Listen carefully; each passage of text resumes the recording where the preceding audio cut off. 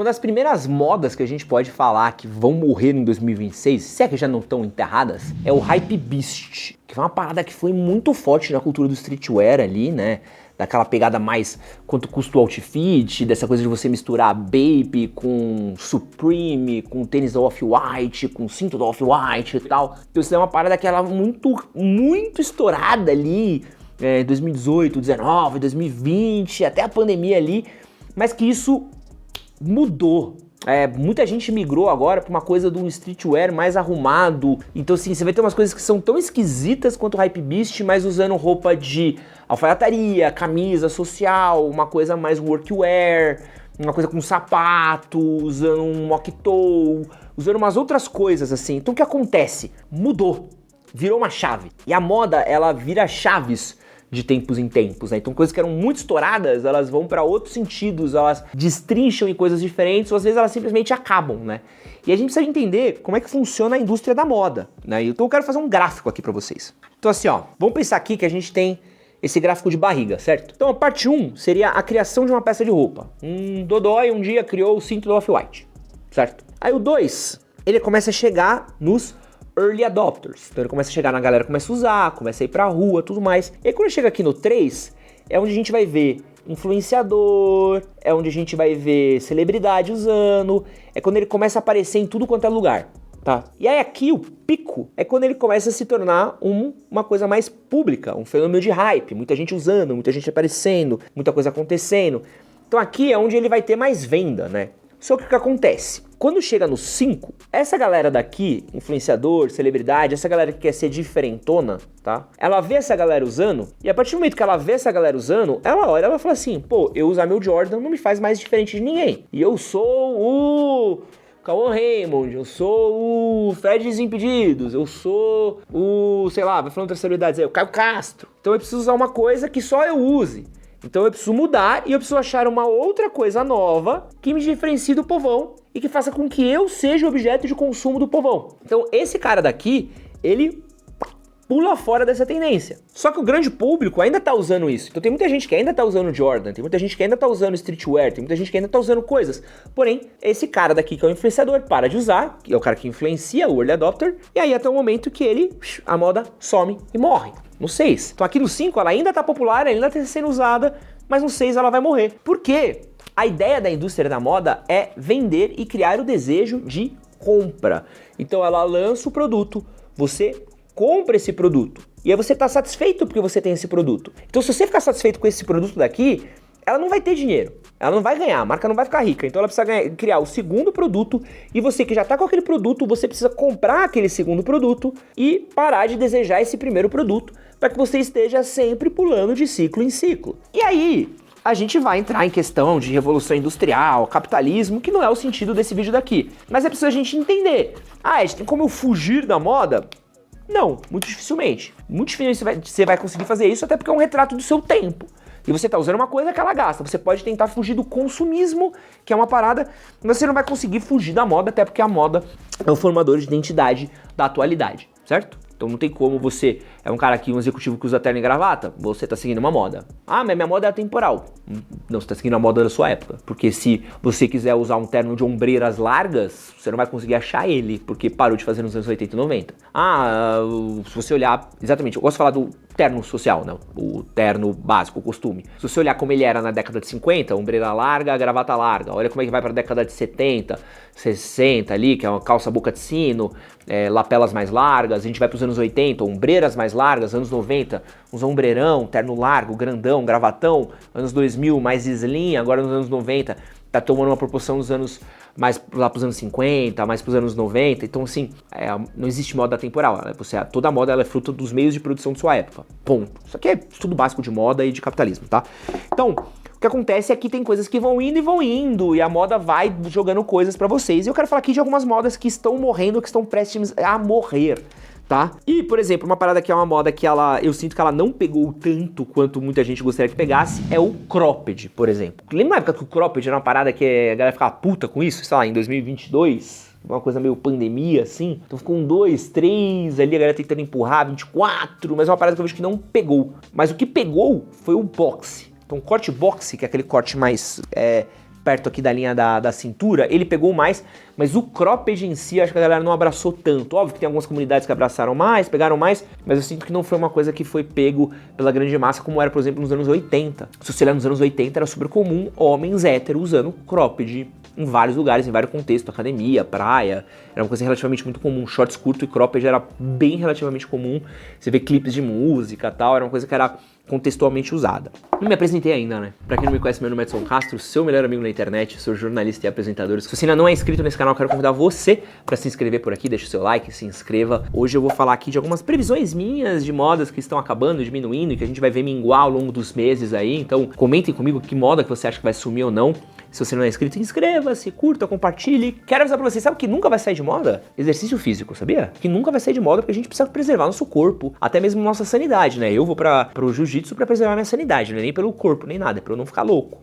E, obviamente, quem faz exercício físico aí precisa estar pronto, disposto, e se tá querendo um suplemento para te ajudar na sua performance, quero deixar a recomendação dos meus queridos amigos da Growth. Usando o cupom GENETICA na Growth, você tem desconto nas suas compras, e por lá você encontra os mais diversos tipos de suplemento para você. Whey Protein, creatina, tem pré-treino, eu tenho um pré-treino da Raze que ele é brabíssimo, que eu adoro tomar. Tem aqueles Whey Protein prontinho, barrinha de cereal, os caras têm tudo por lá. E eles também têm roupas, né? As roupas da Growth são animais pra treinar. Eu adoro essa minha camiseta aqui, acho ela linda. Ela é animal, essa camiseta daqui. E eles têm camisa de performance, camisa pra você dar rolê, shorts, tem roupa pra mulher. Minha mina adora as roupas da Growth também. Então aproveita, usa o cupom GENETICA na Growth e faça suas compras pra treinar, pra antes, pra depois e durante o seu treino.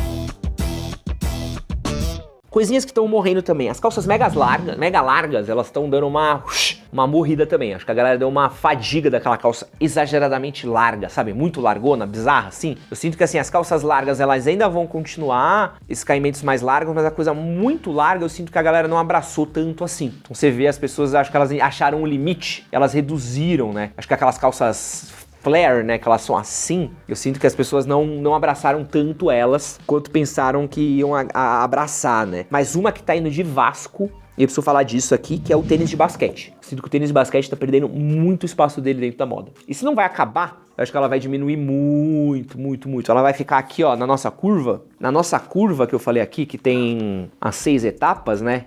Eu acho que o tênis de basquete, ele tá aqui, ó, na 5, que é essa coisa assim, tipo, ele ainda é relevante, mas ele tá em decadência. Então, por exemplo, você já não vê mais numa Art Walk da vida a quantidade de Jordan que tinha antes, sabe? Tipo, antes era uma vitrine inteira de Jordan, você entra lá agora é uma vitrine inteira de New Balance. Mudou. Já dá pra ver que tá mudando. Então você já começa a ver as pessoas já mais não usando tanto assim esses tênis de basquete cano baixo que tinham bombado e começaram a usar outras coisas, porque mudou. Aí, junto com isso também, preciso falar que é a questão do grande tênis da moda também, eu acho que é uma parada que ele não vai existir mais. Você sabe como a gente teve o Jordan, o Samba, a gente tinha uma época que era o Vans Old School, tinha o NMD da Adidas, o Yeezy. Eu sinto que a galera tá saindo um pouco da indústria de tênis, a galera tá optando por outras coisas também. Esse hype do tênis deu uma baixadaça. E aí, essa coisa de você ter um mega tênis agora que agrade a todos, ou que seja um grande desejo de todos, vai ser muito difícil de acontecer. Então, por exemplo, você olha a New Balance, nem todo mundo ama os tênis da New Balance. Você olha a Adidas, nem todo mundo ama todos os tênis da Adidas. Então a gente vai voltar mais ou menos o que era antes, na verdade, tá? Acho que o que a gente teve foi um fenômeno meio atípico de pandemia. Porque a gente antes, você tinha assim, esse tênis é muito legal pra essa galera, esse tênis é muito legal pra essa galera. Era uma coisa mais dividida, assim, você não tinha um tênis a todos conquistar, né? Que foi o Air Jordan que voltou aí no meio da pandemia, os Dunk também. Não, a gente tinha vários tênis diferentes, cada um optava, e o tênis era um calçado no meio de vários. Então, assim, o que tá acontecendo com os tênis é isso, assim, ele tá voltando um pouco ali ao que ele era no pré-pandemia, né? Eu acho que ele vai estar aqui transitando entre 4 e 5 tênis, tá? Então ele tá aqui nesse... Não vai sumir, mas ele também não vai ser aquela coisa mega hypada. Tanto que antes você tinha celebridade usando Jordan em tapete vermelho, agora você já não vê tanto assim. Então, opa, alguma coisa já mudou nessa brincadeira. Mas você ainda tem os seus grandes lançamentos, né? Bad Bunny lançou um tênis que bombou e tal, mas você não vai ver esse, nossa, agora todo mundo quer o tênis do Bad Bunny. Não, algumas pessoas querem, né? Você vê alguns drops da Nike sobrando nas lojas, então assim, a coisa já deu uma voltada ali meio que pro eixo e vai ficar uma coisa mais de nicho, tá? Esse nicho ainda vai existir, é importante a gente falar, não vai sumir, mas ela fica mais uma coisa de nicho do que uma grande tendência. Tatuagem também, eu sinto que tá no mesmo rolê dos tênis. Porque a tatuagem fez um boom muito grande. Então assim, tatuagem vai sumir? Não. Tatuagem vai continuar existindo? Vai. Vai ter muita gente tatuando? Vai. mas eu sinto aqui, é uma conversa que eu já tive com alguns tatuadores, de que a tatuagem ela tá perdendo um pouco dessa coisa meio... dessa euforia que teve pra tatuagem, né? A tatuagem ela sofreu uma euforia muito grande, né? Então, tem um espaço aqui, né, que eu acho que é importante a gente falar, que acho que é legal de falar, que é um espaço de consolidação. E aqui é uma parada de estudo de mercado, tá? Não sei se vocês entenderam, mas esse vídeo é mais do que moda, tá? Então vocês estão tendo uma aula aqui. Mas pensa assim, ó. Pensa um produto. Vamos fazer uma escala de tempo versus vendas, tá? Eu vou dar uma aula de marketing pra vocês. Então você tem produto que ele é lançado, começa a fazer um relativamente sucesso, ele sofre alguma curva, que ele entra num hype, ele chega num pico. Vamos pensar num pico que ele chegue, certo? A partir do pico, tem dois movimentos que uma moda ela pode seguir. Ela pode seguir a derrocada, a decadência, tá? Então, por exemplo, paleta mexicana. Lembra quando tudo era paleta mexicana? Roupa da Sumemo, calça da Corova. Que mais? Outro exemplo clássico aí. Calça Saruel, camiseta long line. Pô, são coisas que elas sumiram. Ou ela pode achar um platô. Então, nunca vai ser igual a moda, sacou? Nunca vai ser o pico da moda, mas ela volta para um platô. Quer um exemplo para vocês? Barbearia. Lembra quando a galera falava assim, pô, barbearia tá na moda, barbearia não sei o que, abrir uma barbearia em tudo quanto é lugar? Beleza, não tem mais essa euforia da barbearia, que a gente tinha antes, não é mais uma grande novidade, mas as barbearias não fecharam. Hamburgueria, lembra hamburgueria? Porque a hamburgueria uma vez era o hype, todo lugar tava abrindo uma hamburgueria. Mas a hamburgueria, ela não estão fechando as hamburguerias não estão sumindo, você encontra a hamburgueria ainda. Você não tem mais esse fenômeno, desse hype daqui, mas você tem a consolidação daquele mercado. Então, existem coisas que crescem, se mantêm ali, por exemplo... Cara, exemplo muito bom, podcast. Lembra quando tinha a euforia dos podcasts? Toda hora abria um podcast novo? Pô, beleza, um monte de podcast fechou, não é mais tão comum surgir podcast, mas os podcasts não deixaram de existir. Os podcasts não estão acabando, não estão sumindo, pelo contrário, as pessoas ainda persistem. Elas só não estão no momento da euforia. Então você precisa entender os momentos de mercado e acho que tatuagem é isso. Tatuagem tem um momento de euforia muito grande, assim, sabe? Só que agora ela volta e a gente entende o platô daquele mercado. Qual que é o tamanho real daquele mercado. Então, às vezes, as coisas, o momento de euforia é exatamente o momento de você entender, você entende mais ou menos qual que é o teto. E aí, quando ele volta, você entende qual que é o piso. E aí você entende que, às vezes, podem momentos de flutuação, mas a média é essa. Pô, com certeza isso aqui deve ser uma aula de marketing, alguém deve explicar isso muito melhor. Oi? Não, isso aqui eu tô te falando um bagulho certo, porque é essa análise de mercado que você vai ter. Tipo assim, isso aqui que eu tô vendo é um fenômeno que vai acabar ou isso daqui é uma parada que vai durar por muito tempo? E aí a gente vai entender mais ou menos onde é que é o investimento, qual é o retorno, qual é o alcance de público que aquilo tem. E a tatuagem é um pouco disso, assim, acho que dificilmente, por exemplo, eu tô marcando uma tatuagem nova. Marcando duas, aliás. Vou tatuar uma Buster Sword e vou fazer um trampo com um tatuador que eu adoro pra cacete, que é um puta cara fudido, renomado. Eu não vou parar de me tatuar. Tenho vários amigos que são tatuados que não pararam de tatuar até agora. Tem um monte de gente que ainda vai tatuar mais coisas. Mas talvez o cara que era um entusiasta, que era um empolgado, que entraria naquele bolo e formaria aquela curva do pico, eles não vão mais se empolgar tanto. Então assim, o mercado atingiu uma maturidade muito grande, chegou no seu clímax e agora ela vai dar uma diminuída, tira um pouco de entusiasta, tira um pouco de gente emocionada, mas ele ainda existe. Então a gente tá falando de um hype que ele deu uma esvaziada. Outra tendência também que tá dando uma sumidinha é barba. E aí é uma loucura, mas assim, o bigode é o coque de samurai da geração Z. Quantos caras de bigode você não conhece? Um monte. Perguntar a faixa etária deles, todos eles têm menos de 30. É uma coisa mais geracional o bigode. Então essa coisa da barba, a barba ainda vai, de novo, gente, barba ainda vai existir, eu tô falando mas você vê uma geração testando coisas novas, né? Então, por exemplo, você já viu a geração Z reclamando um pouco do degradê, tentando fazer o corte italiano, corte diferente. A gente vê a geração Z pegando mullets pra ela. Então você vê coisas acontecendo e isso vai gerando entusiastas. Pô, pro millennial, pra galera dos anos 90, o mullet é uma piada. Pra geração Z é um corte de cabelo aceitável. Eu gravei um vídeo com o Caio Dell'Acqua, eu vi um monte de gente zoando o cabelo do Caio Dell'Acqua, e um monte de galera olhando e falou assim, o que tem o cabelo dele? Isso que é só por causa do mullet. Isso é muito louco, né? Que você vê, dita muito bem da ideia dessa coisa de geração, né? Mas essa coisa hypada de barba, eu sinto que a galera agora tá indo pra uma coisa mais... Principalmente com essa coisa meio cultura corporativa que a gente tá tendo agora com o fim do home office, volta ao trabalho presencial, eu sinto que estão tentando colocar uma cultura corporativa muito grande nas pessoas, e a barba nunca foi uma parada que foi muito bem aceita dentro do mundo corporativo, né? Nunca foi uma coisa muito aceita de braços abertos, tá? Não sei se vocês sabem, mas historicamente a barba sempre foi muito recriminada, né? A barba tem que raspar, tem que fazer... A barba sempre foi uma coisa meio de hippie, uma coisa meio de humanas. E eu sinto que a galera tá agora tentando fazer isso daí, né? Essa é uma percepção minha, né? Mas eu vejo muito menos interesse das pessoas por barba. Eu sinto que barba atingiu o teto do interesse dele e agora tá dando uma uma caidinha de novo. E aqui, eu vou misturar um monte de coisa aqui, mas acho que é importante a gente falar, né? Eu sinto que tá rolando uma fadiga do hiperconsumismo, principalmente em mercados onde a inflação tá comendo alta, e aí eu tô falando no mercado brasileiro. Eu acho que com isso, a gente vai ter uma treta. Cortem isso, postem, que eu quero ver outras pessoas em outros lugares comentando sobre isso. Então a galerinha que gosta de clipar, faz um corte disso, posta no TikTok, me marca que eu quero ver o que as pessoas vão achar. Eu tô começando a ver uma fadiga das pessoas com marcas voltadas para criadores de conteúdo, ou criadores de conteúdo tentando vender marcas. E o que eu quero dizer com isso? Com o aumento do uso do TikTok, do Instagram, com a facilidade que tá de criar conteúdo hoje, a gente tem muito conteúdo orgânico. E dá pra perceber às vezes que é conteúdo orgânico, o que a pessoa veste, o que a pessoa realmente usa, o que a pessoa realmente é, do que o que a pessoa tá querendo vender, o que a pessoa tá tentando passar por outro. Um exemplo, Xuxa de Monange. Xuxa não usa Monange. A Fátima Bernardes, amigo, a Fátima Bernardes não come presunto Seara, tá? Você acha que a Fátima Bernardes acorda um dia e fala assim, mano, vou bater aqui uma mortandela? Mas nunca, né? Mas nunca, né? Então assim, a gente tá começando a pegar umas coisas de uma fadiga dessa coisa meio empurrada, que não é meio vivida, essa coisa que você olha e fala assim, caralho, tá tentando me vender mais uma parada aqui que eu não sei se combina com o meu estilo, ou se eu não sei se esse cara realmente é isso. Então a galera tá começando a ter uma fadiga disso e tá começando a criar uma ojeriza a certas coisas, e aí gera um problema até mesmo do meio de consumo que você tá fazendo, porque assim, a publicidade ela não vai deixar de existir, mas os influenciadores eles vão ter que começar a rebolar como eles inserem a publicidade deles. Então, como é que você fala de uma coisa, se a coisa realmente funciona ou não, porque tá virando white noise pra algumas pessoas, e algumas coisas você começa a entender, tipo assim, pô, esse influenciador tá tentando me empurrar essa parada que realmente ela não tem uso prático pra mim, eu não uso essa porra, não vejo ninguém usando, então dá pra entender o que eu tô falando? Mas vou dar um exemplo pra vocês aqui, ó, polêmico assim, perfume árabe. Perfume árabe aconteceu no Brasil muito por causa dos influenciadores, é um preço bom, tal, barato, os influenciadores viram uma parada ali que o público aceitava, beleza.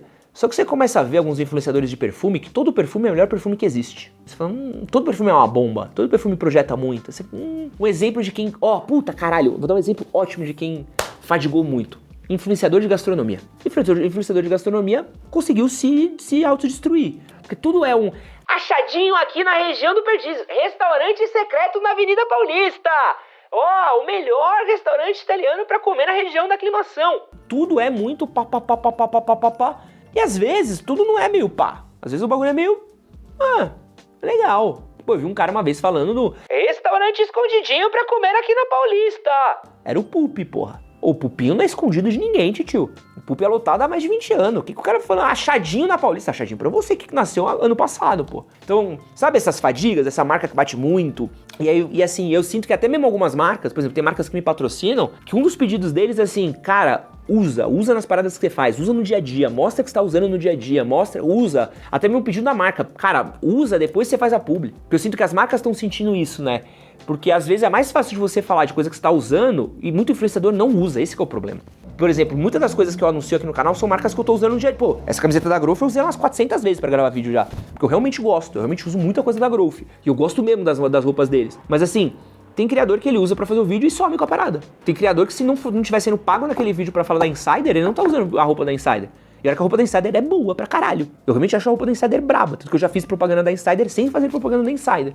Então eu sinto que tá gerando uma estafa. E esse é um desafio, porque assim... aí vem a parada final aqui, ó. Esse daqui, ó. Esse é o clipe que eu quero que vocês clipem, tá? Ouve. E aqui é uma crítica a influenciadores de conteúdo de moda. Quando a gente começou a criar conteúdo pra moda, lá em meados dos anos 2010, que começou os blogs a se profissionalizarem, YouTube, redes sociais, nosso trabalho era muito forte de curadoria e descoberta. Então muito conteúdo que a gente trazia, que a gente fazia, era de explicar coisa pra galera que a galera não tinha acesso às vezes. Pô, parte do meu conteúdo era eu descobrindo as coisas e trocando ideia pra galera. Eu descobrindo o que era uma pomada, o que era uma cera pra cabelo, o que era um gel, qual era a diferença entre um e outro, o que era um shampoo diferente, o que era uma roupa diferente.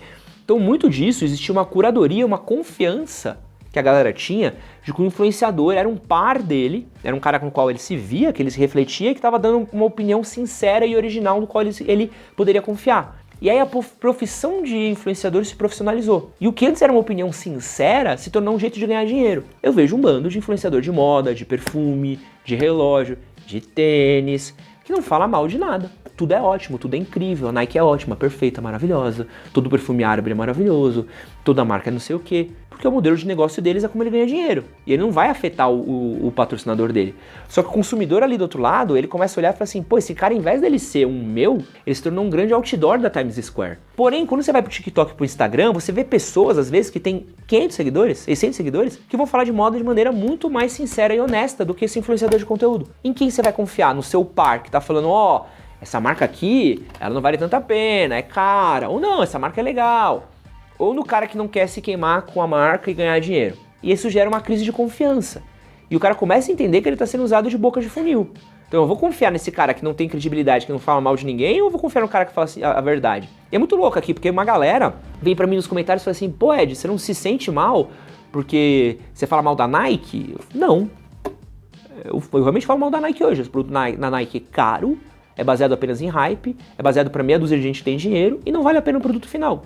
A Nike cobrar o que ela cobra no Nike Dunk ou no Nike Jordan é um abuso, é uma idiotice. Você compra tênis melhor pela metade do preço. Mas quando a Nike fazia um produto bom, eu falava, não, esse tênis da Nike vale. A Adidas é uma marca que eu critiquei durante muito tempo. Muito tempo eu critiquei a Adidas. A Adidas teve um comeback gigantesco. A New Balance eu falei durante muito tempo. Pô, a New Balance é uma marca meio coxinha. Hoje em dia eu falo, não, a New Balance tá do caralho. Porque essa credibilidade é uma credibilidade que muitos influenciadores, eles não querem nem brincar, nem passear por isso, porque pra eles é melhor ser meio água de salsicha, ser meio Marcos Mion, meio Luciano Huck. E essa é uma parada que, assim, essa questão desse hype de moda criado por influenciador de conteúdo, isso dava um vídeo inteiro à parte, né? Pô, esse hype de moda aí do influenciador tá morrendo. Mas você que clipou isso e colocou na rede social, comenta pra mim, vocês concordam com o que eu tô falando? A gente tá perdendo a credibilidade nos criadores de conteúdo? E principalmente na moda que eles influenciam? Enfim, aproveita que você chegou até aqui, cupom Genética na Growth, é nóis, valeu!